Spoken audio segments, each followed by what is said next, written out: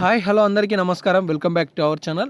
తెలంగాణ రాష్ట్రంలో ఇందిరమ్మ ఇండ్లకి సంబంధించి సంక్రాంతికి 4 శుభవార్తలు అని చెప్పేసి మనం చాలా రోజుల నుండి డిస్కస్ చేసుకుంటున్నాం.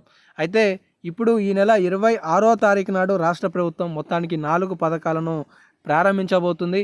ఈ 4 పథకాలలో ఇందిరమ్మ ఇండ్ల నిర్మాణానికి సంబంధించి ప్రభుత్వం మరొక 4 శుభవార్తలు తెలియజేసింది.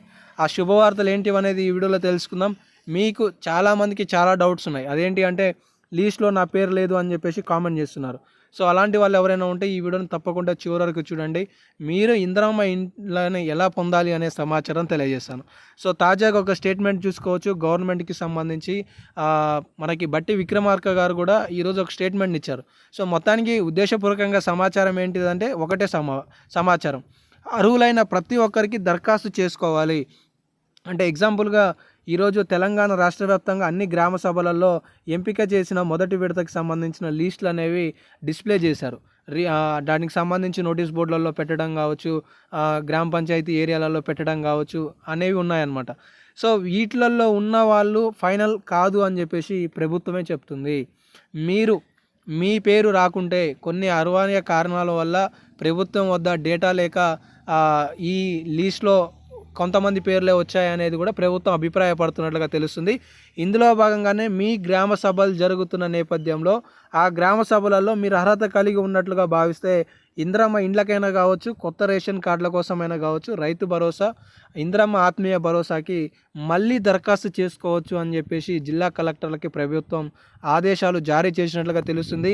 ఇందులో భాగంగానే సూర్యాపేట జిల్లా వ్యాప్తంగా కూడా ఇప్పటివరకు జరిగిన సభలలో రైతు భరోసాకి సంబంధించి 9,978 మంది, ఇందిరమ్మ ఆత్మీయ భరోసాకి సంబంధించి 6,548 మంది, కొత్త రేషన్ కార్డులకి సంబంధించి 6,000 మంది, ఇందిరమ్మ ఇండ్ల కోసం మరో 7,000 మంది దరఖాస్తు చేసుకున్నారనే లేటెస్ట్ అప్డేట్లని మీరు ఈ సందర్భంగా చూసుకోవచ్చు. సో రాష్ట్ర ప్రభుత్వం కూడా ఈరోజు సీఎం రేవంత్ రెడ్డి గారు తెలంగాణ రాష్ట్రానికి చేరుకున్న నేపథ్యంలో ఈ గ్రామ సభలలో వచ్చే బయోడేటాని ఎప్పటికెప్పుడు పరిశీలిస్తున్న ప్రభుత్వం లీస్టులకి సంబంధించి సంబంధం లేకుండా దరఖాస్తు చేసుకోమని ఆదేశాలు ఇచ్చిన సందర్భం అవుపిస్తుంది. మొత్తానికి ఈ నెల 26వ తారీఖు లేదంటే 28వ తారీఖుకి తేదీల మార్పు కూడా ఉండొచ్చు అనే సమాచారం కూడా తెలుస్తుంది.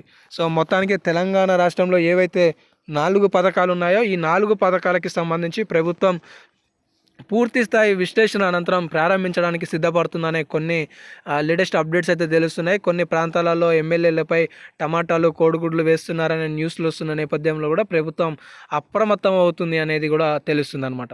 సో మొత్తానికి తెలంగాణ రాష్ట్రంలో ఏవైతే ఇందిరమ్మ ఇండ్లకి సంబంధించి గుడ్ న్యూస్ అప్డేట్లు మనం తెలుసుకున్నట్లయితే మొట్టమొదటిది రేషన్ కార్డు లేకున్నా కూడా లిస్టులలో పేరు అంటే ఇప్పటి వరకు రాకూడడం కావచ్చు, ఇలాంటి అనివార్య కారణాల వల్ల ఇబ్బంది పడుతున్నట్లయితే రేషన్ కార్డు లేకున్నా కూడా మళ్ళీ దరఖాస్తు చేసుకోవచ్చు అనేది సందర్భంగా మీరు తెలుసుకోవచ్చు.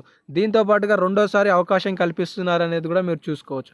తెలంగాణ రాష్ట్రంలో కుటుంబంలో ఎవరికైనా భూమి కలిగి ఉండి అలా ఉన్న వాళ్ళకి ఇందిరమ్మ ఇండ్లు వచ్చిన వాళ్ళకి రద్దు చేయాలనే ఆలోచనలో కూడా ప్రభుత్వం ఉన్నట్లుగా తెలుస్తుంది.